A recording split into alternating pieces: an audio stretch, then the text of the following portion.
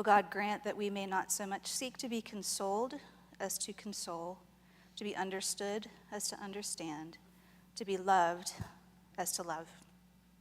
For it is in giving that we receive.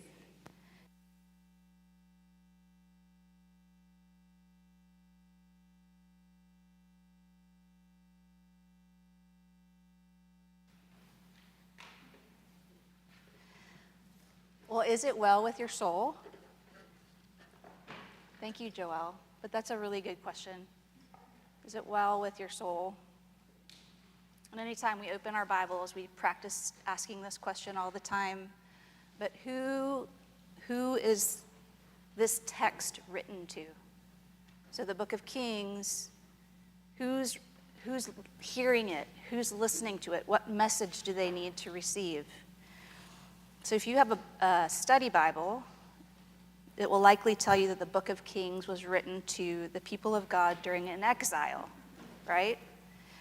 A few weeks ago, I was trying to think of a way to describe or to have a picture for you of what it meant for the people of God to be expelled violently from their homeland where they had lived for over 400 years. And then a couple weeks ago, Hurricane Helene hit, giving sad visual aid. You guys have seen some of the images and the videos that have come out from the aftermath of Hurricane Helene. Entire homes, buildings, main streets ripped off their foundations and swept away by just a wall of water. Parents and children separated and screaming for each other. One family lost 11 members of their family in one day.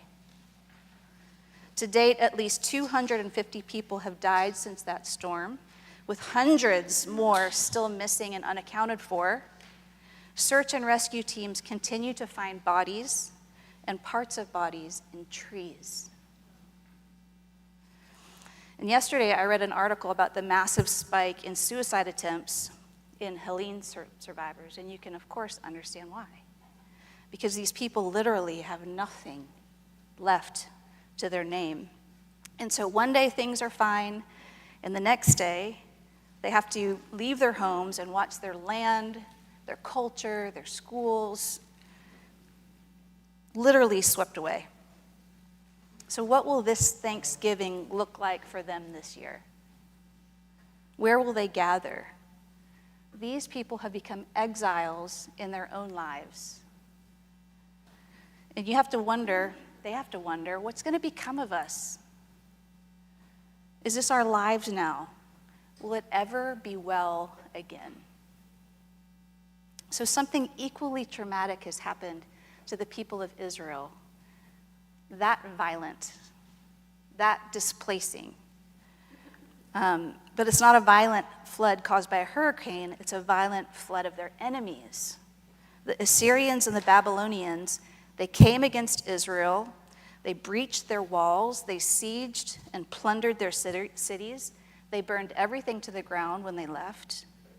Women and children were carried away from their husbands and fathers. Able-bodied men were either killed or they were stripped naked and strung together with fish hooks through their cheeks to make a line, and they were carried off and taken into forced labor. Grandparents who were too old to be productive were just left to starve. But this tragedy wasn't caused by a natural disaster. This tragedy was a spiritual disaster. And what caused it? The kings of Israel were bad shepherds. They did what was right in their own eyes. They walked in their own way. They rejected Yahweh's authority. They rejected his commands. And they gave their allegiance and worship repeatedly over and over and over to other gods.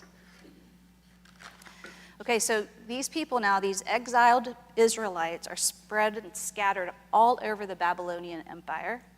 They're traumatized. They're far from home. They're living in exile. And this is the audience of the kings. This is the message. This message of the kings is going to those people living in exile. And what are their concerns? What are their fears? Is this the end of their story? Are we finished as God's people? Is God done with us? Where will we sacrifice for the forgiveness of our sins? Our temples destroyed. How will we keep the feasts? How can any of this be set right? And if we are here, where is Yahweh? And this is a really good question, and one the Book of Kings wants to address. Where is God when his people are in exile? Where is God when you are in exile? Many of you know what it feels like to be in exile. You look around and you think, yeah, I'm alive, but I'm not okay. All is not well. I feel far from the goodness of home. I'm not at rest. I'm anxious. I long for things to be well. How did I get here? How did we get here? What does the future look like for me and for us? Can any of this ever be set right again? Many of you are worried about your country. In a few weeks, half our country is going to feel like they are in exile. You're concerned for your children, for their future, growing up in this pagan Gentile society. How did we get here so far from home? How can any of this ever be set right? Where is God? So the author of Kings have an audience in mind. They have a mission and a message that they want clearly understood. And that mission isn't only to record historical facts, although it does have a lot of historical facts in Kings. And what's so exciting about archaeology right now, you guys, is it's agreeing with all of these historical facts in Kings. It's awesome. But the message isn't just historical facts. The writers have a greater mission, and it's really the mission of the whole Bible. So what's the mission of the whole Bible? What? Yeah, so Jesus is great. That people would know, they would understand who their God is. That they would know what matters to him. That they would know they matter to him. That he loves them, that he's personally committed to them. And that he wants to make a home with them. And that no matter where they find themselves, here, there, or everywhere, no matter their circumstance, even in exile, even in their desolation, their desperation, their despair, that he is there, doing a new thing, setting things to right, bringing light and life and healing. So just take the chapters we read this week, just chapters 3 through 6. That's not a small amount. I know it's a big amount. There's a lot in there. But consider all the ways that God is described. If you're the people living in exile, think about the way that God has described us in these chapters. In chapter 4, I'm going to skip over chapter 3. I'll talk about it in the audio supplement, but we're going to jump to chapter 4. God takes notice of a woman whose husband has died, and now she's about to lose both her sons to a creditor because she can't pay her bills. She's nothing to her name, and her worry about tomorrow and what will happen to her boys is crushing her. Yes, she's a Yahweh worshiper. She trusts God. She prays and keeps Torah, but that hasn't seemed to help her. Now or tomorrow, she's about to become an wife. Everything's going to change. What good are her prayers, she may have wondered. Where is Yahweh in her exile? What's going to become of her? And some of you know this kind of exile. Your worry and your concern about the future of you or one of your loved ones is crushing you. You've looked at your particular situation from every angle and you can't see a way out. You've prayed, you've trusted, you've prayed some more, you've waited patiently, but humanly speaking, you don't have what you need to make things better, to make things well. There's nothing left you can do. Where is God? Is this how it's always going to be? Will I ever be able to feel the goodness of home again? Will I be in exile all my days? And the writers of Kings declare to God's people who are in exile, let me remind you about who your God is. Your God, Yahweh, is the God who sees a terrified woman in her distress. He sees her situation, her desperate need. She has no means to stop what's surely going to devastate her. And what does your God, Yahweh, do? He enters in uniquely and personally to her exile. The God of Israel enters into this anxious woman's exile and provides what she needs, exactly when she most needs it, for the good of her entire family. This, the King's authors declare, is your God. So imagine the joy in that house, jars of oil just brimming over. Everyone's celebrating the goodness of being home. Thanks be to Yahweh. Thanks be to God. You can just feel God's delight in giving her this gift, can't you? He absolutely loves this.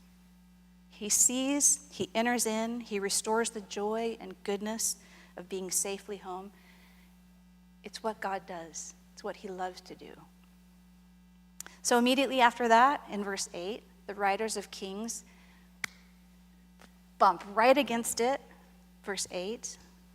They describe another story. This time it's about a wealthy woman who seemingly has everything a woman could want, except what? She's never been able to have a child of her own. And for those of you who have ever experienced pregnancy loss or infertility, you know this excruciating kind of exile. It's so terribly lonely. It's so painful. And you would sell everything you had to just carry a baby, to hold a baby, and mother it. And you've done everything you can, humanly speaking, but you remain in this particularly painful and horrible kind of exile. Where is God? Is this my story? Will I live in this wilderness forever? Will I ever enjoy the goodness of being home, fully, finally home? And I'd also wager that if you've never struggled with the pain of infertility or that loss, every one of you has been denied something in your life that money can't buy. You can't buy a really good friend who will stick with you through good times and bad. You can't go back to the day that you were born and buy a different set of parents or a different group of siblings.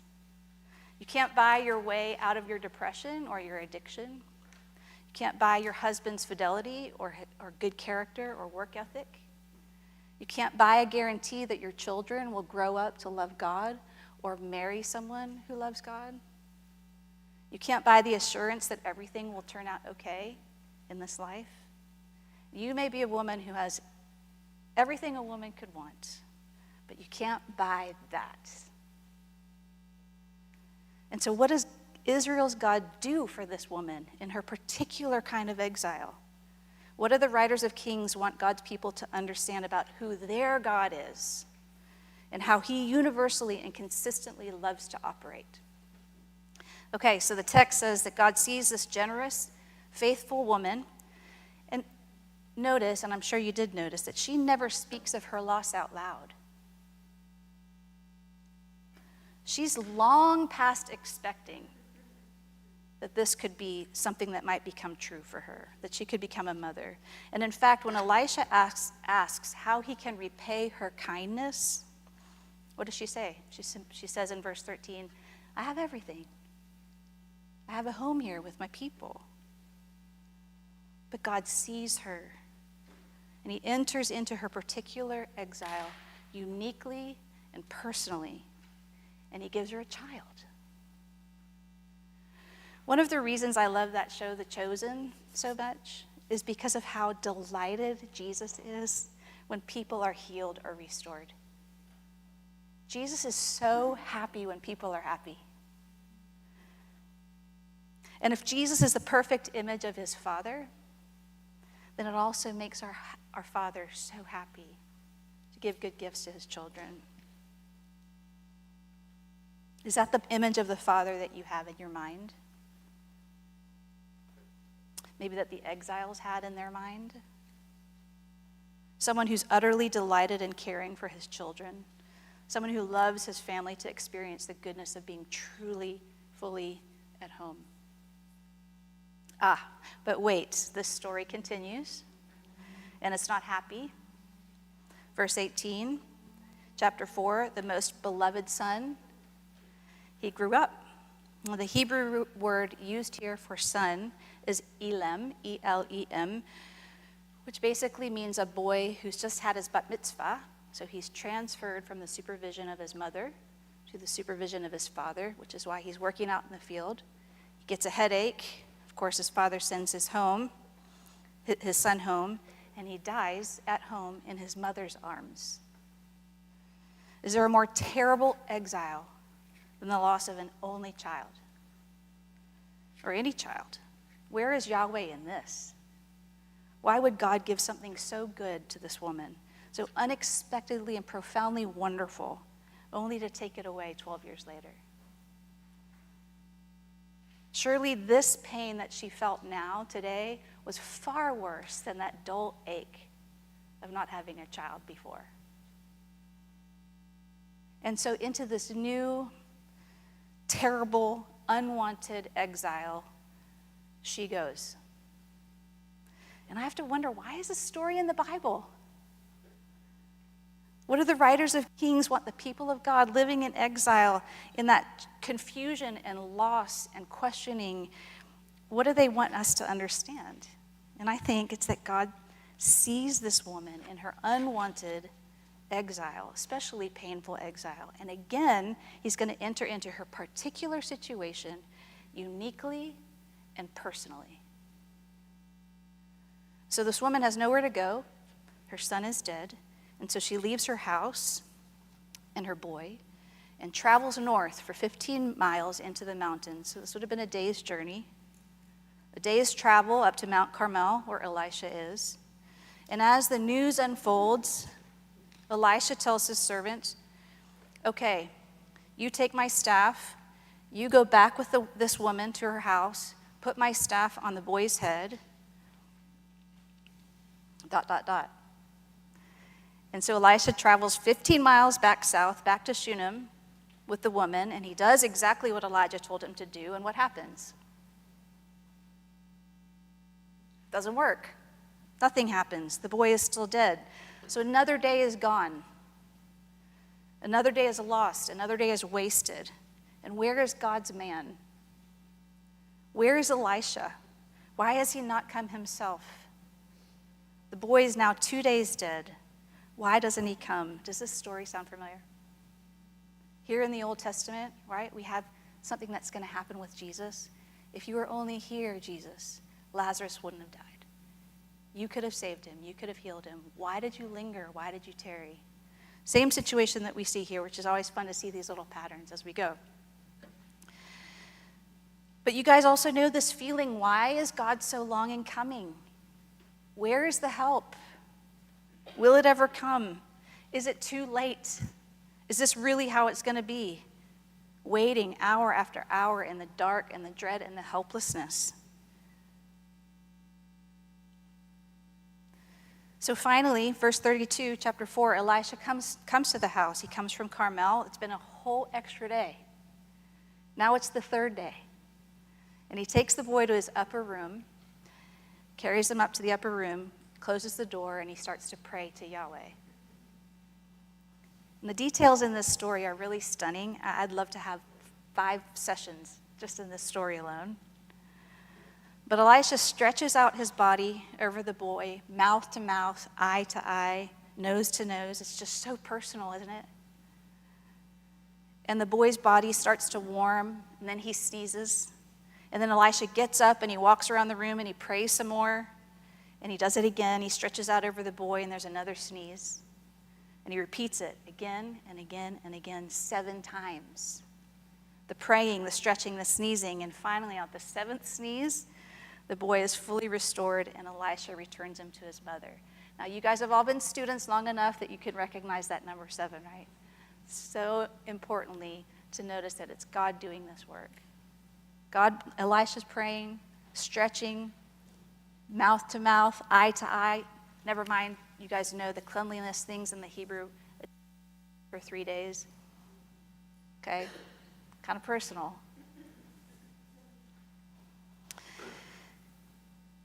All right, so good readers of the scriptures, you just had 2 stories back to back, and what are we to remember about our God? The scriptures say, look closely at who your God is. You people who have lost loved ones, you people who mourn, you people with broken hearts, all who are helpless, all who are hopeless, all who are feeling like you're living in exile. If Yahweh, your God, can bring a dead son to life after 3 days, if death has no power when God's man tells him to stand down, then can he not do anything? Can he not set everything to right? Can he not restore and renew and bring you and all exiles safely, finally, fully home? The authors of Kings say, cheer up, church. Your God isn't far off. Your God is the one who enters into your exile personally and uniquely so that you might come safely home. Okay, the writers are just getting going on this topic. We've encountered a rich Hebrew woman, poor Hebrew woman, and now in chapter 5, we also have a young Hebrew woman who's been kidnapped and trafficked. Kings 5 tells us about a young girl who's been abducted from her family in Israel and is now literally living far from home in Syria. Imagine one day your life is normal, you're living in your father's house, and the next day this dreadful force comes to your town and puts everything to chaos. But none of it's your fault. And now you're at the mercy of your master, your mistress. They can ask anything of you and you can't refuse. And you wonder, how's my family? Are they okay? How are my friends? Will I ever go home? Is this my life from here on out? You guys, you're seeing this pattern, but we know this kind of exile. Some of us in this room know this exile. One day you were well, and the next day it all changed. Maybe someone stole your innocence. One minute you were safe, the next you were exposed or shamed. One minute you're sleeping soundly in your bed, then every night since that moment, you've had nightmares. Will you ever be well again? Why did this happen? Why did God allow it? It's an exile. Why is this story in the Bible? I ask that question all the time. Why is this story in the Bible? Why the story of this girl on the heels of these other 2 women? What do the writers of Kings want the people of God living in exile to know and remember about their God by including this particular story? Okay, so she's been stolen from a town in the northern kingdom of Israel, and she's been taken as a slave up to Naaman's house. Naaman, as you've read and know, is the commander of the Syrian army, the king of Aram. Naaman has everything money could buy except one thing. No amount of money or power or might could cure his leprosy. And so this young Hebrew girl, far from home, suggests that Naaman go to Israel and speak to Yahweh's prophet. Go speak to God's man, she says. And in verse 3 of chapter 5, she says, the prophet will cure him of his leprosy. And so Naaman goes with a great deal of pomp and circumstance, and eventually he comes to Elisha's house and is met by Elisha's servant. And what does this great, wealthy, powerful man expect to happen? He has a certain set of expectations about how this is all going to go down. He has with him that what would be in today's economy, $750 million. That's what he brings. He's going to offer payment to Yahweh. And Yahweh's man is going to wave his hand around and do some things and make a petition. And his God is going to be pleased with this extravagant gift from this mighty man and heal him. Okay, so this is getting exciting now, and we need to pay attention because this man is a commander of Syria's army. This is someone whose job it would have been to conquer and plunder and destroy the homes and villages of Israel. This is someone who had stolen one of Israel's own Hebrew girls from her people. And now he's come seeking Yahweh's help. What's Yahweh going to do? What's Yahweh's man going to do? What is this story going to tell God's people who who are in exile about their God. So what happens? Elisha rebuffs the considerable wealth. He says, your money means nothing to me or Yahweh. You can keep it. And then he says, this is what you do need to do. Go wash yourself in the Jordan 7 times. Notice again that number 7, we have to. And God is going to do something here, a divine work. And that word that's translated wash here is the Hebrew word mikvah. We've talked about mikvah. It's not so much as taking a bath, it's ceremonial. So if you go to Jerusalem, there are 18 mikvahs. So it is a thing, it's a noun, but it's also a verb. So before you ever enter into the temple or into the house of God, you would descend down into the mikvah, 7 steps. You would immerse yourself fully, and then you would ascend up out of the mikvah, indicating that you were cleansed and you were able to enter into the house of God. So this is a ceremonial washing that Elisha is telling Naaman to do. Go mikvah 7 times in the Jordan. Naaman's mad and pouty about it, but he goes to the river and he does. He mikvahs 7 times. He goes down and he comes up. He accepts Yahweh's terms, and what happens? He's cleansed physically and spiritually, and he comes up out of the water, and his leprosy is gone, but more importantly to this story, he has become an adopted son in the household of Yahweh. Now, imagine the exiles, exiled in Babylon and Syria and all over the place away from their home, hearing this story.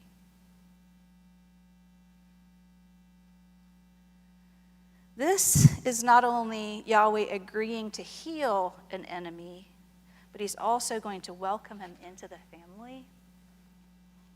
And so the people of God living in exile need to be reminded that the God of Israel sees us, he helps us, but he's also the God of our enemies, the God of the nations who live in exile apart from him. And he wants a big family from every tribe and every tongue. So who is a person who's had a part in your particular exile? Who's had a hand in you being displaced or hurt or your life dismantled? Can you pray for them? Can you pray that they would mikvah